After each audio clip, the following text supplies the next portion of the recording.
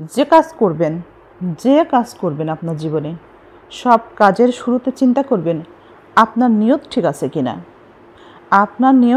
আছে কিনা, আপনি সঠিক পথে আছেন কিনা, সত্যের সাথে আছেন কিনা। জীবনকে থামিয়ে দিবেন না। সবাই যেমন এগিয়ে যাচ্ছে, আপনি নিয়ত ঠিক রেখে সামনে এগিয়ে যাবেন, সবার সাথে তাল মিলিয়ে। হতাশায় ভেঙে পড়বেন না, পিছিয়ে আসবেন না। আপনি ভাবছেন আপনি অনেকের জন্য অনেক কিছু করেছেন, তারা কই? তারা আপনার বিপদের দিনে থাকবে না, এটাই স্বাভাবিক। আমরা অন্যের উপকারে যতই কাজে আসি না কেন, আমাদের জন্যে অন্যেরাও সেভাবে এগিয়ে আসবে, এটা ভাবা নেহাতই বোকামি। নিয়তে তাই বরকত।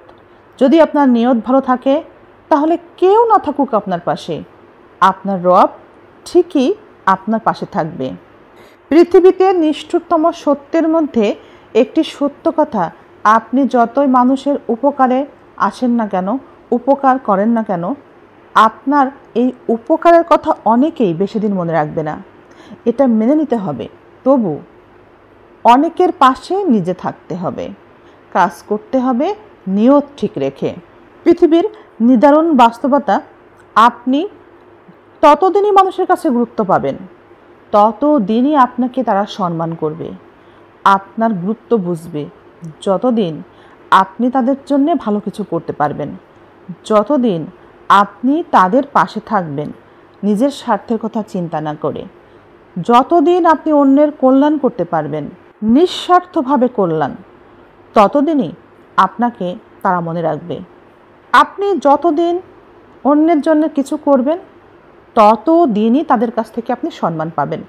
যতদিন আপনার মধ্যে সামর্থ্য থাকবে অন্যের জন্য কিছু করার, ততদিন আপনি সবার কাছে গুরুত্ব পাবেন। এভাবেই সুন্দর হওয়ার জন্য বাঁচুন, তবেই তো নিজে গুরুত্ব পাবেন, সম্মান পাবেন।